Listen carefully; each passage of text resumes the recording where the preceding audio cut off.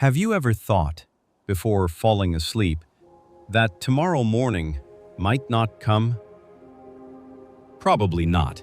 We take tomorrow for granted, that when we fall asleep tonight, we'll wake up tomorrow morning. But for someone, last night was their final sleep. They too expected tomorrow morning, just like you. But that morning never came. Carpe diem. Have you heard this phrase? In Latin, it literally means seize the day, pluck the day. It's commonly known to mean live in the present, make the most of today. But many people misunderstand this phrase. Live impulsively, don't think about the future, just enjoy today. As if there's no tomorrow, they interpret it as living recklessly. But the original meaning goes deeper. It's not simply enjoy. The true meaning is this: recognize the finite nature of time and live this moment consciously. Marcus Aurelius, the Roman emperor and philosopher, expressed this concept more clearly. You could leave life right now. Let that determine what you do and say and think. You could die right now.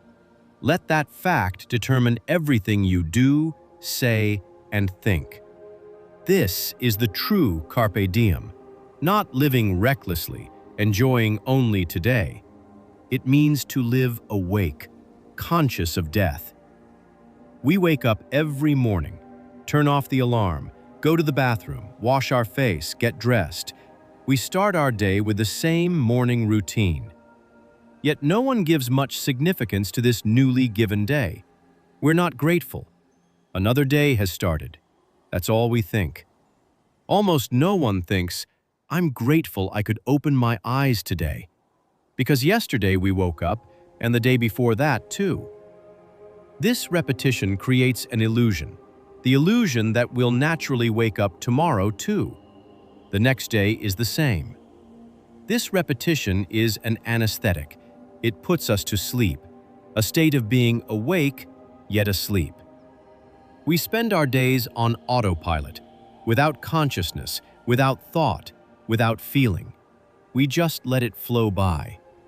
And when we suddenly look back, it feels like we've done nothing, because we truly weren't awake.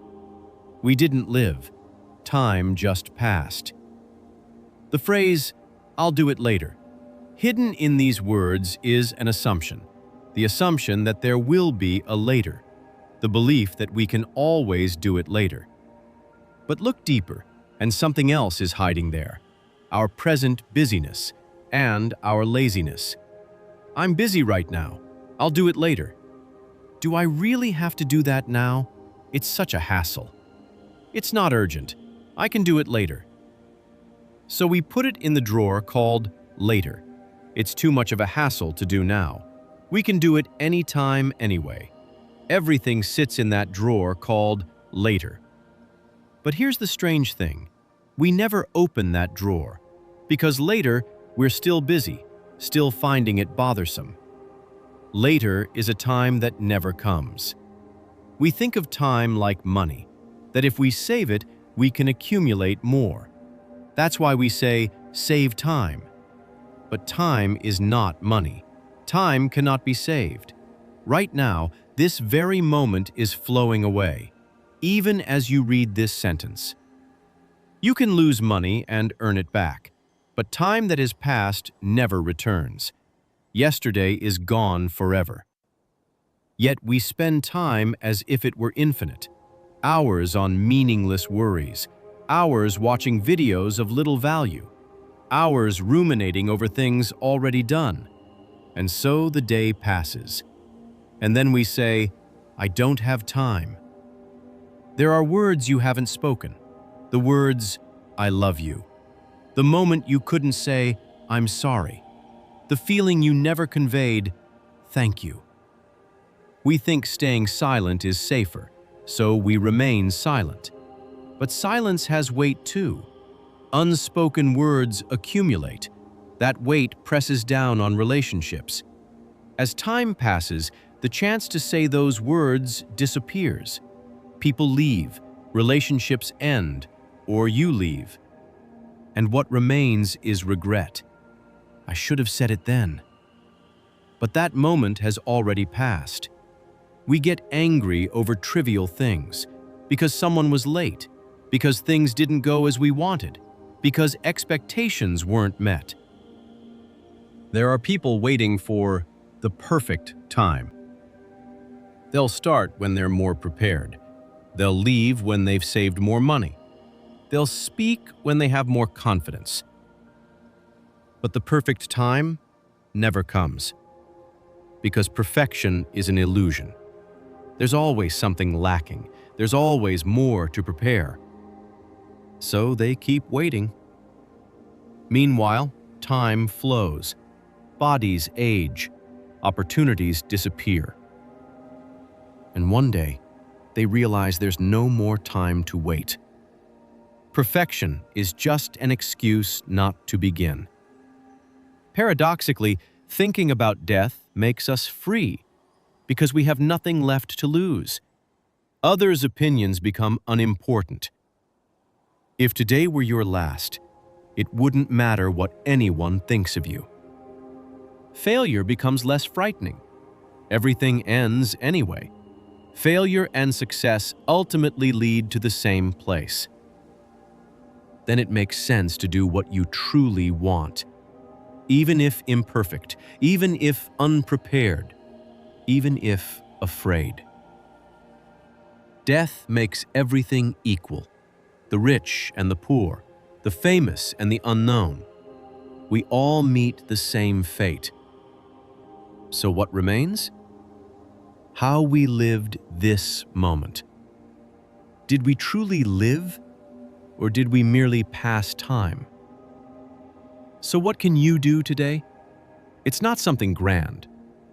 Tonight, ask the person you're with, how was your day?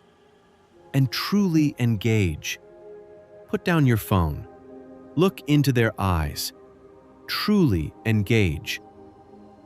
Say what you would want to say if today were your last, as if it were. Don't wait for the perfect timing. Now is the time. Make that call you've been putting off. Let go of accumulated anger. You don't have time to carry that weight. Start what you've wanted to start. Do what you want to do. It's okay if it's not perfect. What matters is starting. Life isn't made of big moments. It's made of small moments. The moment of drinking morning coffee. The moment of meeting someone's eyes. These moments come together to become your life. But we miss these moments, thinking about what's next, regretting yesterday. And so life passes, as if we were never there. Right now, what are you doing? Are you truly here? Or are you somewhere pointless in your mind? You could leave life right now. Let that determine what you do and say and think. How could a Roman emperor who possessed more wealth, honor, and power than anyone in the world remain humble before death? Perhaps it was because he knew that nothing matters more than this present moment, that time is limited. This sentence is not a threat, it's an invitation to wake up, an invitation to stop postponing. No one knows how much time you have, but one thing is certain. This moment definitely exists. How will you use this moment? The choice is yours. But remember this one thing. This moment will never come again. Tonight, before you sleep, think about this. Tomorrow morning might not come. Did you spend today awake, as if it were your last day? And if tomorrow morning you wake up, accept it as a gift, another chance, a chance to be awake. If you found this helpful, please consider liking and subscribing. Share your thoughts in the comments too. Thank you. See you next time.